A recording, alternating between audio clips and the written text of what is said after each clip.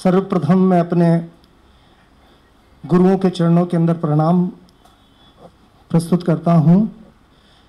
माननीय स्वर्गीय श्री अयोध्या प्रसाद जी चतुर्वेदी मेरे गुरुजी रहे। चारों वेद का उनके पास बैठकर कुछ अंश प्राप्त करने का सानिध्य प्राप्त हुआ। पंडित दयानंद जी भार्गव साहब भी आपके पास भी आपके चरणों में बैठकर वेद विज्ञान के ऊपर कुछ ज्ञान की बूंदें मेरे तक पहुंची। मैं एक ज्ञानी व्यक्ति हूं, कहाँ हमारी कोई औकात ही नहीं है। पंडित घनश्याम जी तांत्रिक तंत्र सम्राट मार्कंडे के पुरस्कार से आपको राष्ट्रीय लेवल के ऊपर मिला, मेरे गुरुजी रहे, उनका भी सानिध्य प्राप्त हुआ। पंडित भोजराज जी ज्योतिष जोधपुर वाले हमारे बहुत ही प्रिय थे, दुनिया में नहीं रहे। पंडित जानकी बल्लभ जी प्राचार्य संस्कृत कॉलेज में बचपन से संस्कृत उन्होंने पढ़ाई मुझे, वो भी मेरे गुरु रहे और बड़ी प्रेम उनका बड़े भाई की तरह रहा जीवन के अंदर। मैं आज यहाँ आए हुए समस्त बड़े बड़े सम्मानीय हमारे अतिथिगण हैं, उन सबका यहाँ पर स्वागत भी करता हूँ और उनके चरणों में सप्रेम अपना प्रणाम भी प्रस्तुत करता हूँ। यहाँ आए हुए सभी आदरणीय सम्मानीय जितने भी मेरे सामने विराजमान हैं, उन सबका भी मेरे दिल से बहुत बहुत धन्यवाद। इस कार्यक्रम में मुझे बुलाया, इसके लिए बहुत बहुत शुक्रिया। वाद वेदों की यदि हम करते हैं तो इतनी बड़ी है कि जैसा कि मेरे गुरु महाराज ने अभी कहा कि ये चीज़ ऐसी है कि एक मंत्र के लिए एक दिन गुजर जाए तो भी वो छोटा होता है। और हम लोग जब वेदों के ऊपर व्याख्यान किया, चाहे मधुसूदन जी ओझा साहब ने किया या विवेकानंद जी ने किया, तो उन्होंने जब किया तो अपने विचार, सिर्फ उसमें अपने विचार ही प्रस्तुत कर सके कि वो क्या समझे, वास्तविकता क्या थी और वो क्या समझे। ये आदमी की बुद्धि बहुत सूक्ष्म होती है और वो जो सोचता है, जो समझता है, वो वही ज्ञान समझता है कि मैंने जो समझा ये ज्ञान है। परंतु ज्ञान का जो आकाशीय प्रस्तुतिकरण है, जो आकाश से उतरा है, ज्ञान वास्तव में वो है जो आकाश से उतरी हुई पुस्तकें हैं, उन्होंने धरती के ऊपर रखा, उसे समझने की हमारी बुद्धि नहीं है। ये बिल्कुल पूर्ण रूप से बात सत्य है। यदि कुरान पढ़े तो कुरान को कोई समझ नहीं सकता, कोई बाइबल पढ़े तो उसको समझ नहीं सकता, अगर कोई वेद पढ़े तो उसे नहीं समझ सकता। उसका कारण सबसे बड़ा ये है कि वो भाषा तुम्हारी औकात ही नहीं है कि तुम उस भाषा को समझ सको। वो भाषा तो ईश्वरीय भाषा है जिसने धरती के ऊपर मार्गदर्शन करने के लिए तुम्हें दुनिया के अंदर भेजा। और वो जो वेद है या पुराण है या कुरान है, ये एक मार्गदर्शक था। ईश्वर ने मार्गदर्शन के लिए भेजा कि तुम्हारे अपने जीवन को इस मार्गदर्शन के ऊपर चलाओ, ये तुम्हारा जीवन है। सृष्टि का निर्माण हुआ, वेदों से निर्माण हुआ। सृष्टि के निर्माण के लिए सर्वप्रथम मैं मानूं तो ये जानता हूं कि सृष्टि और दृष्टि दो चीजें धरती के ऊपर आई। सृष्टि जिसका निर्माण हुआ, जिसमें हम सब आए, और हमारे साथ एक दृष्टि आई जिससे हम सोचते हैं, और जितना सोचते हैं वो हमारे लिए बहुत छोटी चीज है। हमारे जीवन के अंदर सर्वोत्तम अगर हम समझें तो जैसा कि प्रेम की बात कही हमारे गुरुजी ने, वो बहुत बड़ी बात कही, और उसके लिए वेदों के अंदर भी यदा वै जायते सृष्टि ईश्वरो भवितस्तदा। सृष्टि में कुछ भी नहीं था तो वो ईश्वर था, जब कुछ भी नहीं था तो वो ईश्वर था। अब सवाल ये, वो कौन सा ईश्वर था? वो वेद ही कह रहे हैं, निरंजनम निराकारम, जिसका कोई आकार नहीं और कभी न मिटने वाला, वो कभी मिटेगा ही नहीं। वो एक सूक्ष्म लौ है, एक रोशनी है, एक नूर है, एक चमक है, और चमक को कभी कोई नहीं मिटा सकता। वो सब में मौजूद है, वो हम सब में मौजूद है, लेकिन हमें समझने की आवश्यकता है।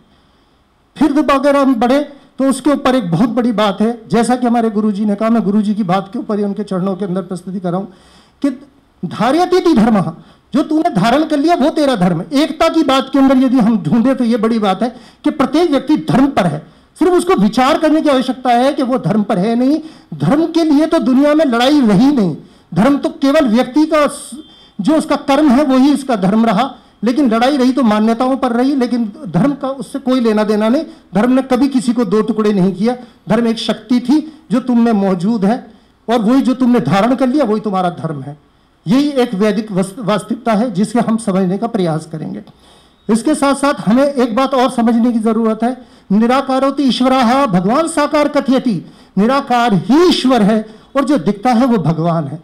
हमारे विचारों के अंदर हमें सिर्फ समझने की आवश्यकता है, और ज्ञान की कमी के कारण हम लोग वहां तक नहीं पहुंच पाते जिस जगह को छूना चाहिए, क्योंकि हम मानसिकता से अपंग हैं। हम मानसिकता से अपंग हैं हम लोग। हम सोचते वो हैं जो हम चाहते हैं, हम वो नहीं सोचना चाहते जो हम देखते हैं, हम तो सिर्फ वो सोचते हैं जो हम समझते हैं। अगर हमारे सामने खाना रखा है तो हम ऐसी स्थिति के अंदर सबसे पहले खुद को धोखा देते हैं। यदि खाने की थाली रखी है तो हम या तो भूतकाल में होते हैं या भविष्य काल में होते हैं, और हम वर्तमान का आनंद नहीं ले पाते। हम ये सोचते हैं हम वहाँ जाएंगे, यूं करेंगे, वो करेंगे, या वो आएगा, उससे मिलना है, उससे जाना है, लेकिन वर्तमान में जो इतना अच्छा भोजन रखा है हम उसका आनंद नहीं उठा पाते, सिर्फ उसके अंदर खोए रहते हैं कि अपने आप को धोखा देते हैं। अब एक छोटी सी उदाहरण देता हूँ। आप लोग केले खरीदने जाते हैं, बाजार से केला लेके आते हैं और केले का पसंद करके लाते हैं, फिर छिलका उतार के फेंक देते हैं, केला खा लेते हैं। जो चीज़ पसंद करके लाए वो तो उतार के फेंक दी, और जो चीज़ आपने निकली वो आपने खा ली। तो वास्तव में यहाँ भी हम अपने आप को धोखा देते हैं, और बचपन से बच्चे को हम वहाँ से धोखा देना शुरू कर देते हैं कि वो बचपन में जो कहते हैं ना कि छोटा सा बच्चा था, उसको हम ये कहते हैं बेटा पढ़ ले पढ़ ले पढ़ ले पढ़ ले, बेटा पढ़ाई कर ले, बेटा पढ़ाई कर ले, बेटा पढ़ाई कर। तो वो बचपन में ये सिखाया यही धाम सत्य है, बेटा ये दुनिया सत्य है, पढ़ ले, नहीं पढ़ेगा तो रोएगा बाद में। कोई टीचर हमसे कहते थे बेटा चाय के गिलास धोगे वरना तो ध्यान रखना, वरना पराते उठाओगे, ये करोगे वो करोगे, ना पढ़ ले। तो सबसे पहले बचपन में ये सिखाया कि ये धाम सत्य है, और यौवन में सिखाया कि अर्थ काम सत्य है। बेटा जवान हो गया अब कमा ले, अगर कमाएगा नहीं तो बेकार है, तेरा जीवन ही नष्ट है। उसको सत्य की तरफ जाने ही नहीं देते, हम उसको कहते कमा ले बेटा कमा ले। तो बचपन में सिखाया यही धाम सत्य है, और यौवन में सिखाया अर्थ काम सत्य है।